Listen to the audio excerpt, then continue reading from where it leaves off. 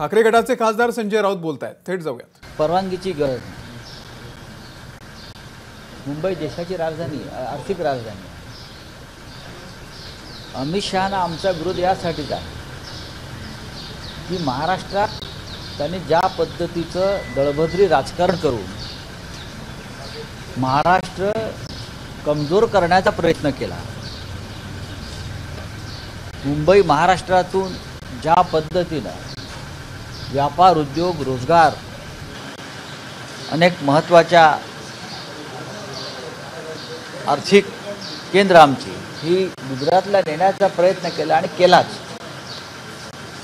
त्याच्यामुळे अमित शहा यांच्या बाबतीत महाराष्ट्राच्या भावना तीव्र आहेत। आज ते गृहमंत्री आहेत, पण कमजोर गृहमंत्री। या महाराष्ट्राची कायदा आणि सुव्यवस्था पूर्णपणे ढासळलेली आहे। जम्मू काश्मीर असेल, मणिपूर असेल, इतर भाग असतील, या गृहमंत्र्याचं देशातल्या कायदा आणि सुव्यवस्थेकडे अजिबात लक्ष नाही।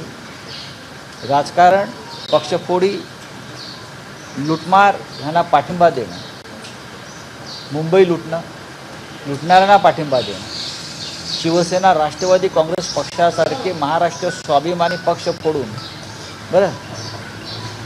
महाराष्ट्र अधिक कमजोर करणं, अशा प्रकारची कामं त्यांनी केली। हे गृहमंत्र्याचं काम नाही। महाराष्ट्र विकलांग करायचं, दुर्बळ करायचं, हे यांचं स्वप्न आहे आणि त्यासाठीच ते महाराष्ट्रात येत असतात, मुंबईत येत असतात। म्हणून महाराष्ट्राची जनता त्यांना या राज्याचा शत्रू मानते। लालबागच्या राजाच्या दर्शनाला येत आहेत, येऊ द्या ना।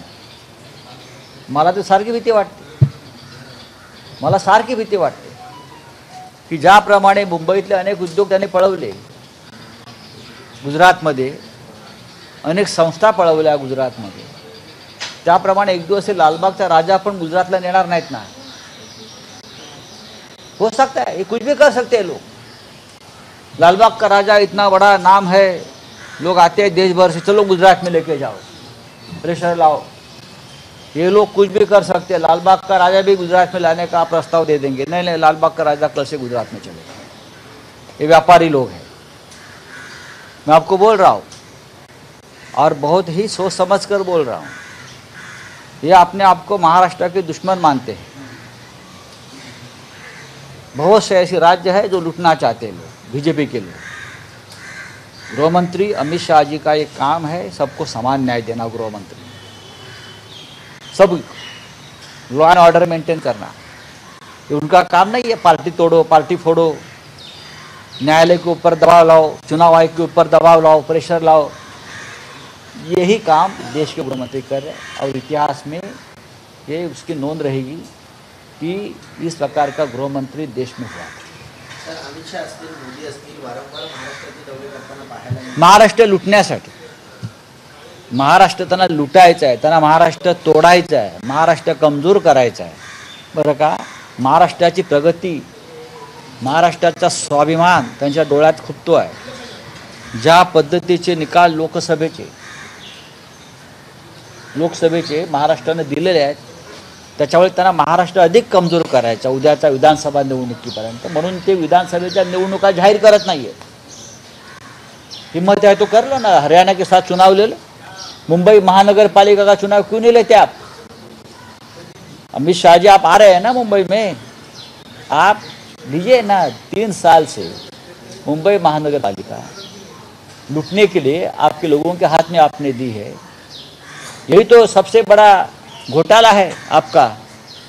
मुंबई लूटो, पुणे लूटो, नागपुर लूटो, कोई कॉरपोरेशन नहीं, कोई लोक प्रतिनिधि नहीं, कोई पीपल्स रिप्रेजेंटेटिव नहीं, कोई मेयर नहीं। आप आएंगे और आपके दलाल लोग यहाँ मुंबई लूटकर आपको माल दे देंगे दिल्ली में। ये चल रहा है। तो भास्कर जाधव म्हणतात की पुतळा जो दिवसा पडला आणि तो पुढे तळले, मात्र हा जरा रात्री पडला असेल तर धर्मेवरती यांनी ढकललं असं भाजप बघतो मी। राष्ट्रवादी काँग्रेस शरद पवार गटाकडून 90 ते 100 जागा तयार करायला सांगितली आहे। त्यांना जो मीटिंगमध्ये सूचना देखील देण्यात आल्या। ठीक आहे, प्रत्येक पक्ष, महाविकास आघाडीतला प्रत्येक पक्ष, 3 पक्ष प्रमुख आहेत, त्यांच्याबरोबर शेतकरी कामगार पक्ष आहे, समाजवादी पार्टी आहे, कम्युनिस्ट पक्षाचे दोन्ही गट आहेत। म्हणजे CPI हे सगळे आमच्याबरोबर आहेत आणि प्रत्येक जण आम्ही एकत्र येऊन आपापल्या जागा वाटपासंदर्भात चर्चा करतो आहोत. राष्ट्रवादी काँग्रेस शरद पवार साहेबांच्या नेतृत्वाखाली एक महत्त्वाचा पक्ष आहे. उद्धव ठाकरे यांच्या नेतृत्वाखालची शिवसेना एक महत्त्वाचा पक्ष आहे. प्रत्येकजण आपापल्या उमेदवारांना किंवा आपापल्या जागांवर तयारी करा अशा प्रकारच्या सूचना नक्कीच देत असतो. शेवटी निवडणुका आम्ही एकत्रच लढणार आहोत, हे लक्षात घ्या. पवारांच्या डोक्यात उद्धव ठाकरे मात्र मुख्यमंत्री चेहरा नाही असं बघा, फडणवीसच्या डोक्यामध्ये आधी मेंदू आहे का हे त्यांना कोणी सांगितलं? पवारांचा मेंदू पवारांच्या डोक्यात. पवारांच्या डोक्यात काय चाललं आहे हे जर फडणवीसांना कळलं असतं तर त्यांची आजची अवस्था झाली नसती ना. आज त्यांची जी घसरण झालेली आहे त्यांच्या आयुष्याची आणि राजकारणाची आणि प्रतिष्ठेची, बरं का, तुम्ही शरद पवारांच्या डोक्यात काय चाललं हे तुम्हाला 100 जन्म कळणार नाही. शरद पवार साहेबांच्या डोक्यात काय चाललं आहे, कोण आहे काय नाही.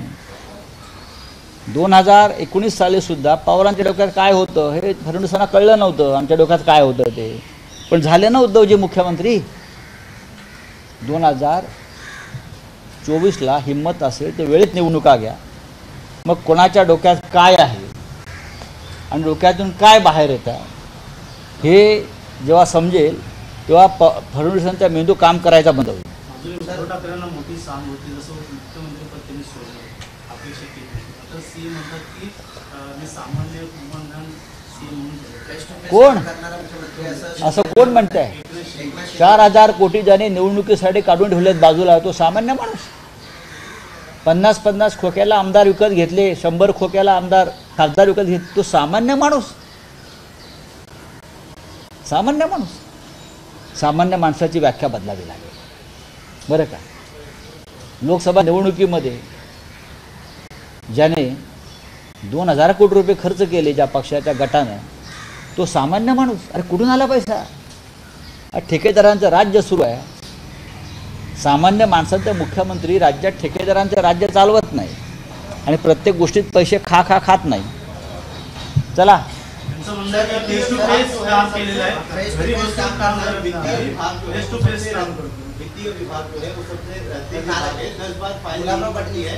गुलाबराव पाटील म्हणतात की हे नालायक विभाग आहे आणि एकीकडे उलट्या होतं असं सावंत म्हणतात, तानाजी सावंत. ठीक आहे, सोडून द्यावं. काय थोडे दिवसाचे पाहुणे होते. मणिपुर में दोबारा से हमला हुआ है. मणिपुर में हमला हो रहा है. मणिपुर में आज भी महिलाओं पर अत्याचार हो रहा है और देश के गृह मंत्री मुंबई में आकर मजे उड़ा रहे हैं. हाँ, मणिपुर में जाओ, जाइए मणिपुर में, जाइए जम्मू कश्मीर में. मुंबई में क्या है आपका काम? मणिपुर में जाने की हिम्मत दिखाइए आप. सर, अजित पवार का एक स्टेटमेंट आया है जिसमें उन्होंने कहा है कि घर तोड़ने का उन्हें दुख है. जो घर तोड़ना जो है उसको समाज एक्सेप्ट नहीं करता. आप किस तरीके से देखते हैं? कहीं ना कहीं जो है उनके मार्गदर्शन. देखिए, जो एजेंसी अपॉइंट की है मार्गदर्शन करने के लिए, ये उनका सलाह होगा. उनको मार्गदर्शन क्या होगा, ये बात बोलो. अभी पोपट बन गए हैं सब लोग.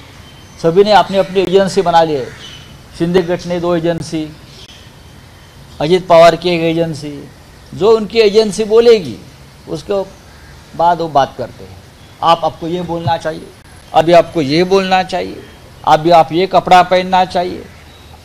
ये चल रहा है ना इस महाराष्ट्र में, आपने देखा होगा. हाँ, चलो.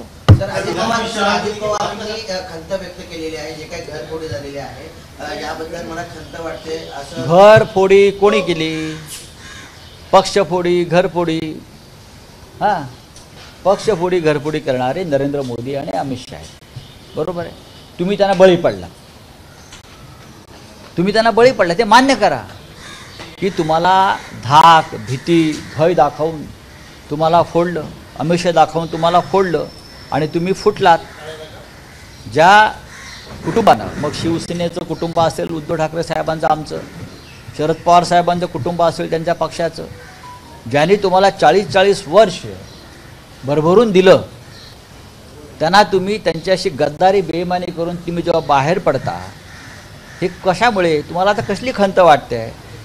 स्वार्थी लोक असतात, त्यांना खंतबिंत वाटणं त्याचं नाटक असतं. त्यांना खंत दुःख काय नसतं, ते आपल्यापुरतं पाहतात. त्यांना ना राज्याची चिंता, ना समाजाची चिंता, ना पक्षाची चिंता. मी माझा बस आणि माझा खोका, याच्या पलीकडे त्यांचं काही नसतं. चला, थँक्यू. तर संजय राऊत यांनी आता अमित शहा यांच्या मुंबई दौऱ्यावरून त्यांच्यावरती जोरदार टीका केलेली आहे. एबीपी माझा, उघडा डोळे बघा नीट.